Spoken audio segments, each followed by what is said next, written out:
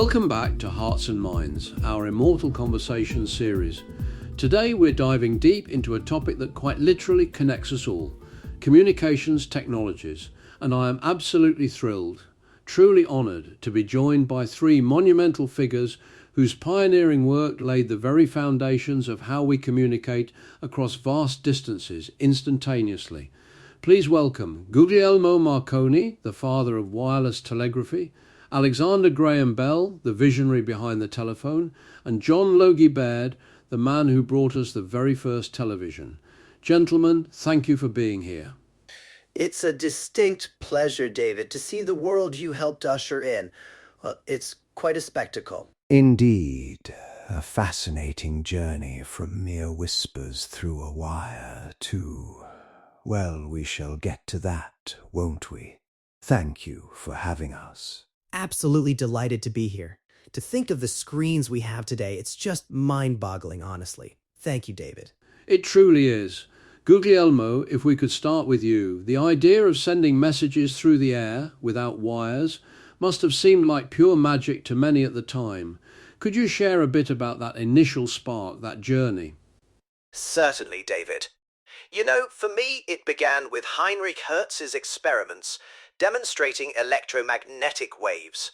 The moment I grasped that concept, I thought, why couldn't these invisible waves carry signals across great distances? My early experiments were rather rudimentary in my parents' attic. Then, out in the garden, trying to ring a bell over ever-increasing distances. The real breakthrough, the one that truly captured the world's imagination, was that first transatlantic signal in 1901, from Poldhu in Cornwall to Signal Hill in Newfoundland. A simple in Morse code.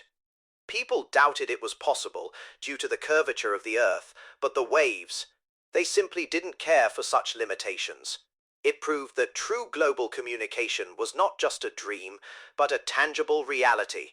It was about overcoming physical barriers, connecting continents, saving lives at sea. A remarkable feat, Guglielmo, truly. And I remember the profound impact it had, even as I was deeply engrossed in my own pursuits. For me, the journey began with a profound interest in sound, particularly in aiding the deaf. My mother was deaf, and my wife, Mabel, also. I dedicated much of my early life to studying speech and hearing, to teaching the deaf to speak.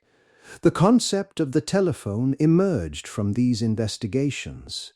It wasn't about transmitting Morse code, but the human voice itself, with all its inflections and nuances, over a wire.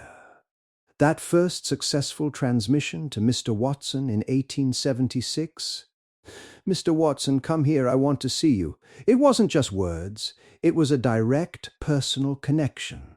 The ability to hear a loved one's voice, distinct and immediate, across any distance, was truly revolutionary.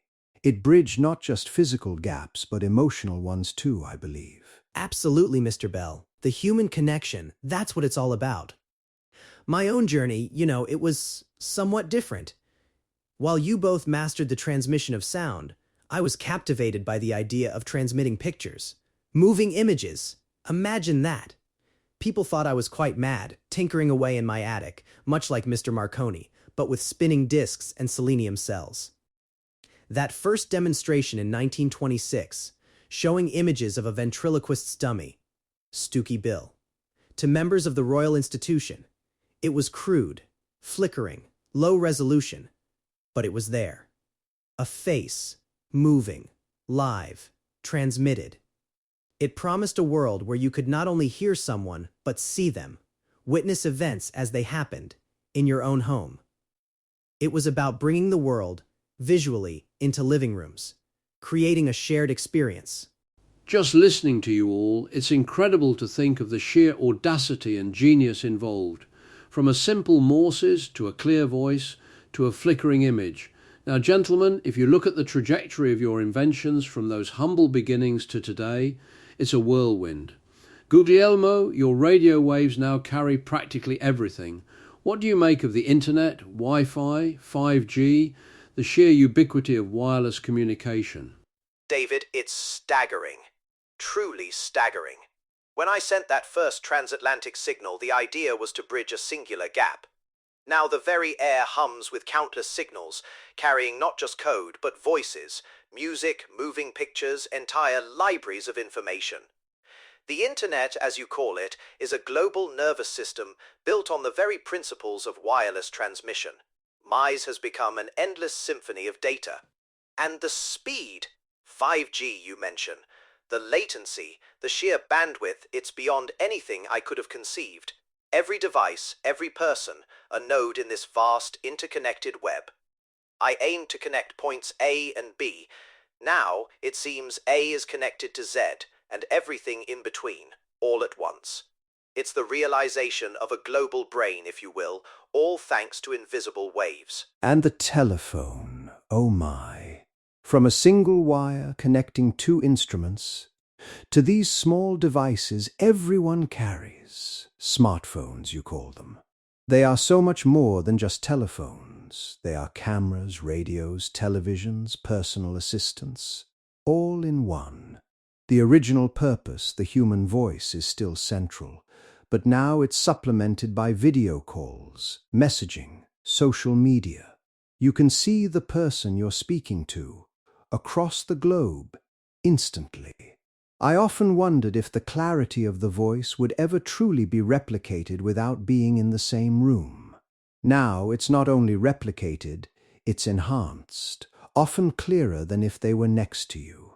And the sheer number of connections. Every individual capable of reaching almost any other individual on the planet. It's a true realization of a global village, where every voice can be heard, if one chooses to listen. And the screens. Oh, the screens. When I first demonstrated television, it was a blurred, jumpy image on a tiny screen. Now, the resolution, the colors, the size. You have these flat panels that take up entire walls, projecting images sharper and more vibrant than reality, almost. And the content. Not just a few hours of broadcast, but an endless stream of shows, movies, news, from every corner of the world, available on demand, whenever you like. And it's not just passively watching. People are creating their own content, broadcasting themselves, live, to millions. Twitch, YouTube, TikTok. I mean, everyone is a broadcaster now. It's democratized the visual medium in a way I could only ever dream of. My crude spinning disc gave way to digital perfection, and honestly, it's a spectacle I sometimes struggle to fully comprehend. But it's beautiful. Absolutely beautiful. It's clear that the seeds you planted have blossomed into something far beyond imagination. And now we face another technological revolution, perhaps even more profound: artificial intelligence. AI is increasingly integrated into our communication systems. Let's talk about its functional impact first. What are your initial thoughts looking at AI's role in how we communicate today? From what I've gathered, AI seems to be the intelligence that now orchestrates the very flow of information I helped initiate. It optimizes networks, predicts traffic, even translates languages in real time. My waves once carried simple signals. Now, AI can discern meaning from those signals, adapt their path, and even generate new content. It's as if the very air itself has gained a mind, directing and refining the messages it carries. Think of satellite communication. AI can manage complex constellations, ensure optimal strength, route data more efficiently than any human operator ever could. It's like having a master conductor for the entire global symphony of communication, ensuring every instrument is in tune and every note reaches its destination perfectly.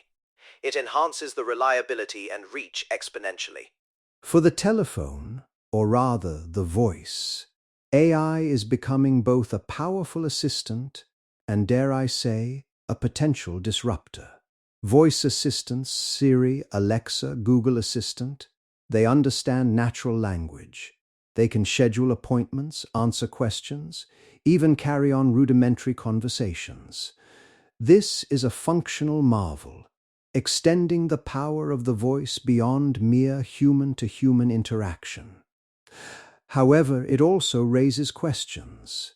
If AI can mimic human voices so perfectly, if it can generate conversations, how do we discern the authentic from the artificial? My invention was about connecting people. AI, while enhancing clarity and translation, might also introduce a layer of artifice.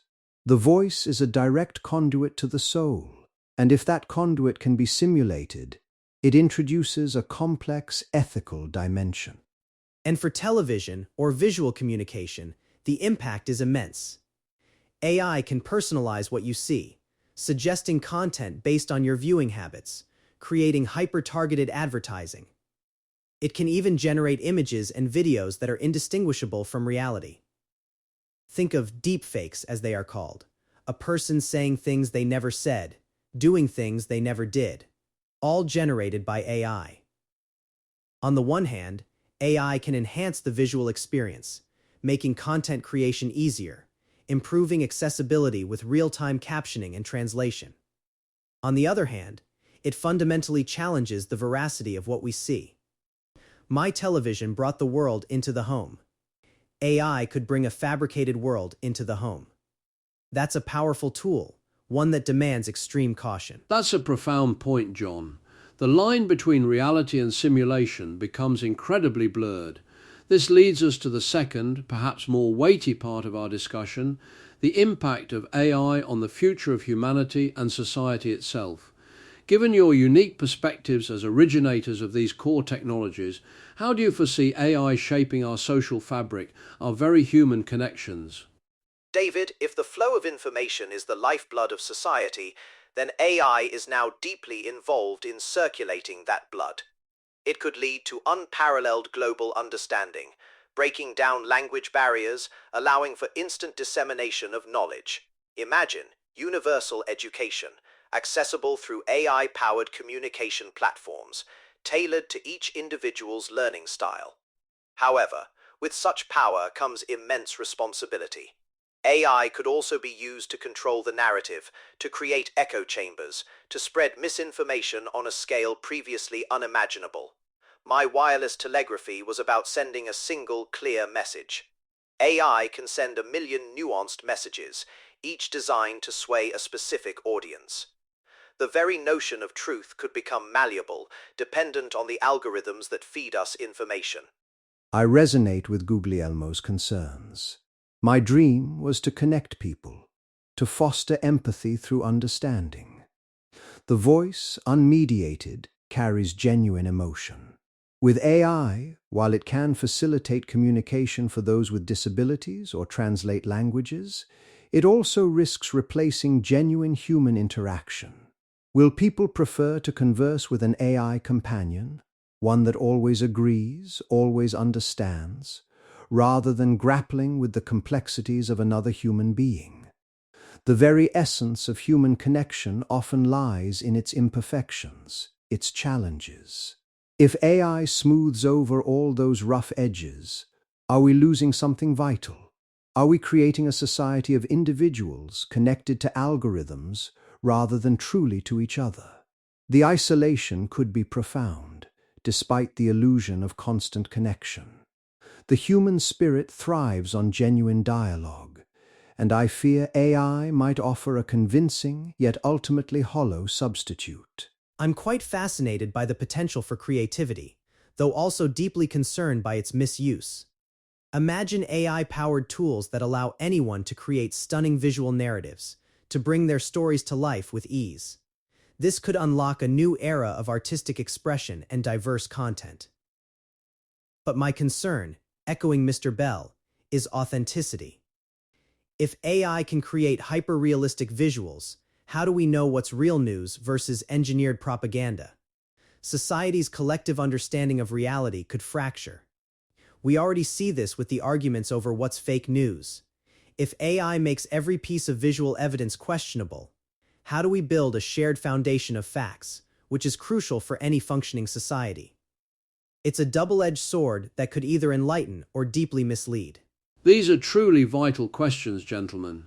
The very essence of trust, of shared reality, seems to be at stake. Yet there's also the immense potential for good, for progress, for solving some of humanity's greatest challenges through these advanced communication systems. What do you believe is the most crucial step we must take as a society to navigate this AI-powered future responsibly? Education, David, and ethical frameworks. Just as we learn to regulate the airwaves, to establish international standards, we must do the same for the algorithms that govern our information. People must understand how these systems work, how they are influenced, and how to critically evaluate the information they receive. The invisible waves are now carrying intelligent agents. We must understand their nature. I agree with Guglielmo, and I would add a renewed emphasis on genuine human interaction. We must not allow the convenience of AI to overshadow the irreplaceable value of direct, empathetic communication between people. Encourage face-to-face conversations, active listening, understanding nuance. Technology should serve to enhance these, not replace them. We must guard the human heart of communication fiercely. Transparency and accountability. We need to know who is behind the AI, how it's trained, what its biases might be. And for visual communication, perhaps some form of digital watermark or clear labeling for AI-generated content. If we can't trust our eyes or ears, then society will descend into chaos. We need clear signals, not noise, to distinguish the real from the fabricated. Transparency, education, ethical frameworks, and a fierce dedication to genuine human connection. Powerful takeaways from three men who fundamentally reshaped our world. Guglielmo Marconi, Alexander Graham Bell, John Logie Baird. It has been an unparalleled honour to have you on Hearts and Minds. Your insights into the past, present and future of communication are truly invaluable. Thank you. My pleasure, David.